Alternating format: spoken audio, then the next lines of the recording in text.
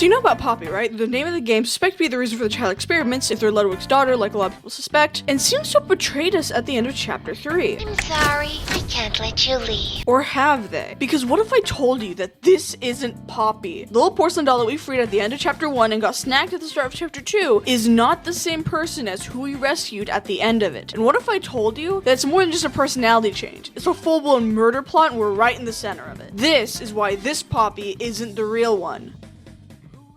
Now, this might seem a little crazy, but let me explain. First off, I'll need to demonstrate something. With Playtime Co. being, well, a toy company at heart, there's naturally more than one of each toy. Of course, we have lots of proof for this. For every Bigger Body Initiative toy, there's at least a dozen smaller copies, with the Mini Huggies being the most obvious example. And even with toys that don't seem to have bigger bodies, like Cappy or BoogieBot, we see dozens of them scattered throughout the factory. If you compare Poppy's size to one of these smaller bodies, and you can see that, yeah, they'd be roughly the same size. Maybe Poppy's a little bulkier. Of course, I should mention that I'm not suggesting that there's a massive Poppy out there. I mean, maybe there is, but it'd just be too top heavy. Either way, what you need to remember is there's definitely multiple Poppies. You can say it's for absolute certain from the VHS in chapter 1 right at the start of the game. Right here, we can see dozens of these doll heads being cleaned. And given there are many human toys in the factories, let alone doll-like toys, these are almost certainly a set for the Playtime doll. With how many are being made just here, it can be assumed that Poppy dolls are a dime a dozen. Although we haven't seen any Poppies in the factory except for the Poppy we freed, the only toys we really interact with are the bigger body ones and dead smaller toys. If most Poppy dolls aren't having their corpses litter the halls like BoogieBot, then maybe they're surviving. It's a common headcanon that when we opened the case, we passed out due to Poppy's case being filled with poppy seed gas. After all, the commercials state that they have a scent of a real poppy flower, and given this wouldn't be the first time they shipped something out with their poppy sleeping gas, it wouldn't be all that surprising if all Poppy dolls give out trace amounts of the gas over time. Presumably, this would be a great skill to have in an environment like this, whether it's something you can control or not. If you could control it, you could just knock out your enemy long enough to flee, and if you can't, well, being bitten or torn is bound to spew out a good amount of it. So even if you don't survive, chances are neither will your killer, as they'd be knocked out for long enough that they could be targeted in turn. Point is, it'd be dangerous to target any of the Poppy dolls if you are a toy fighting for life in the factory. In the factory's animalistic dog-eat-dog society, this could easily be paralleled to something like a paralyzing toxin in animals. So it's likely that Poppy dolls are either seen as a threat or an asset. So when toys are in control of an area like Mommy the Game Station, they'd likely want a Poppy doll on their arsenal. So we know that there's more than one Poppy and that they're probably alive and also a threat.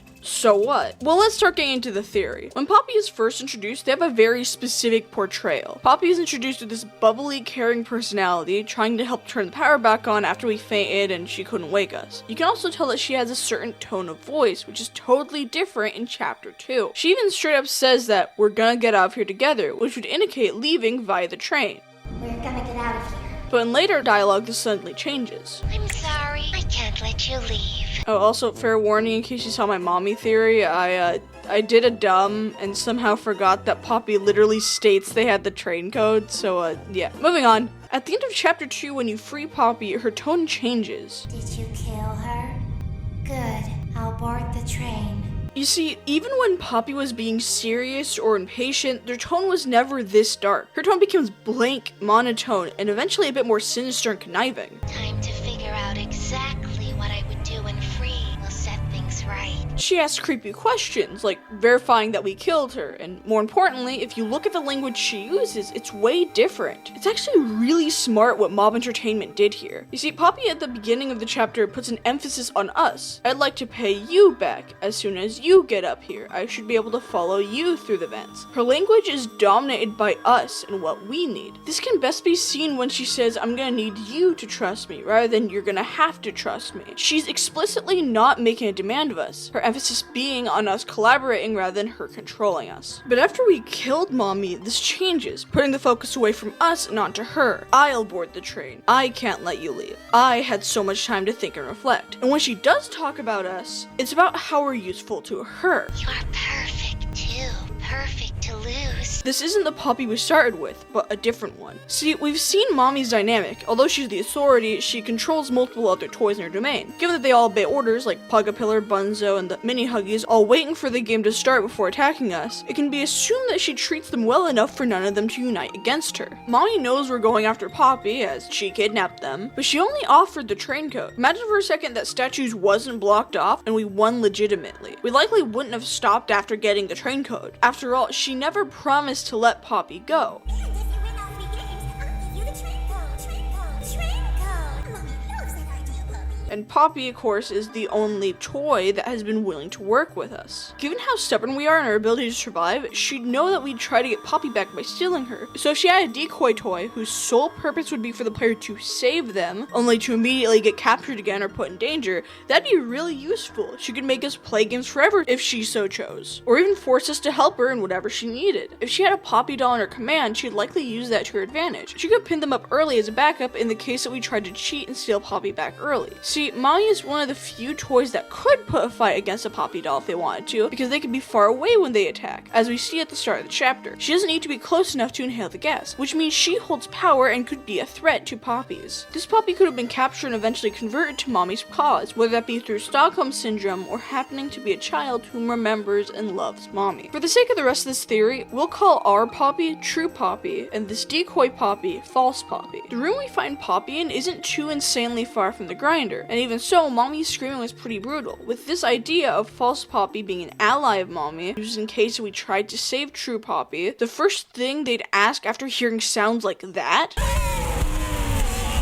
would of course be, did you kill her? And that's exactly what she says. Did you kill her?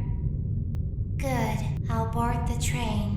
Notice how sad and monotone she says that whole line, especially when she says good. She doesn't sound glad or relieved. She says it like it's a bad thing. And I'd argue that their voice is grief-stricken. It's monotone, sad, and she leaves us immediately. Likely because the jig would be up if she cried for Mommy's loss in front of us. So she runs off into the vents to go ahead. With False Poppy's last mission from Mommy being to pretend to be True Poppy if the player comes, and she heard that, she'd of course want to abide by Mommy's last wish. After all, what else can they do? Well, what she can do is put us in danger in an attempt to avenge her. By the time we're at the train, she's recovered enough to act and might have realized what she can do. The train can only go 2 different ways after all. False Poppy knows that forcing us down to play care would be a death sentence. After all, she's an experiment too. She knows what's waiting down there. In her speech, she alludes to us killing the more dangerous toys down in play care. So by implying that they won't let us leave the factory until we've killed Catnap, she's effectively giving us a death sentence. She talks us up about how capable and perfect we are so we can go in overconfident and die. Need more proof? Look at what happens when the train starts beeping. She's surprised as the beeping indicates the train might crash, which would kill not only us but False Poppy too, but then We will. What?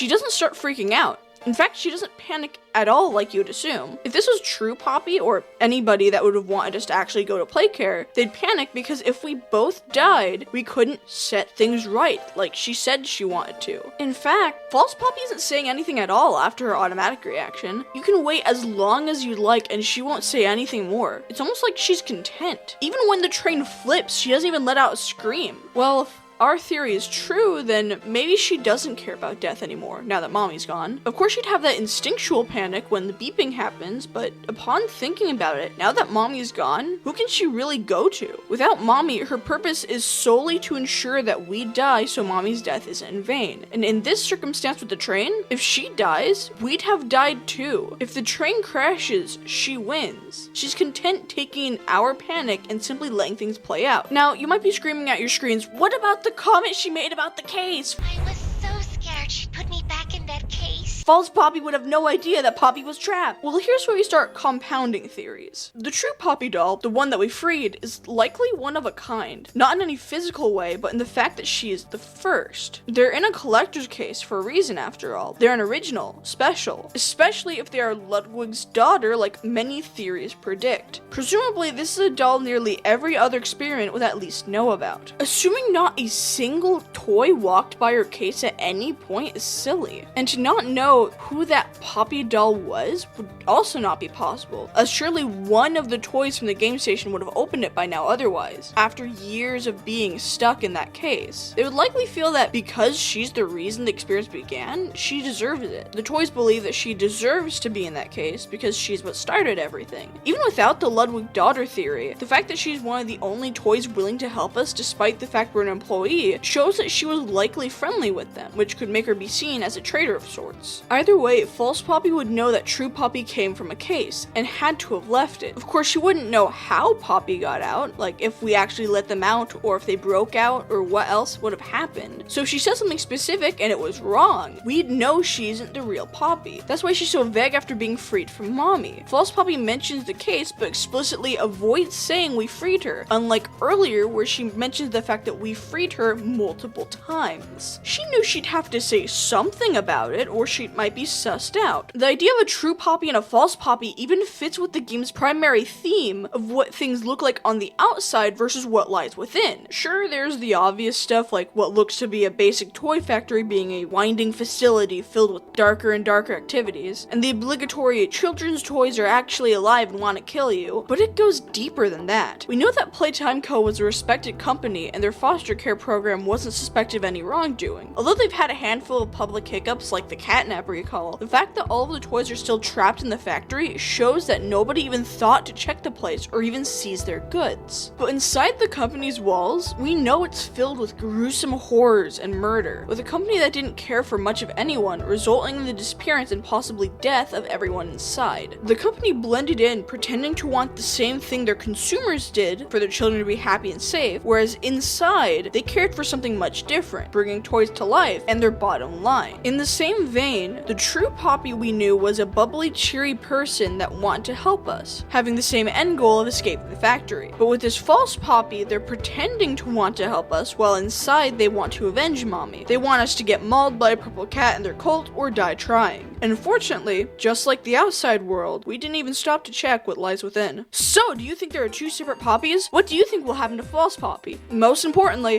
what do you think about this whole theory? I'm Spice from Cut Cafe, and thanks for all the support, by the way. Your comments have meant the world to me so far. I hope to be posting every Friday, so I hope you guys will stick along for the ride, and anyways, see ya!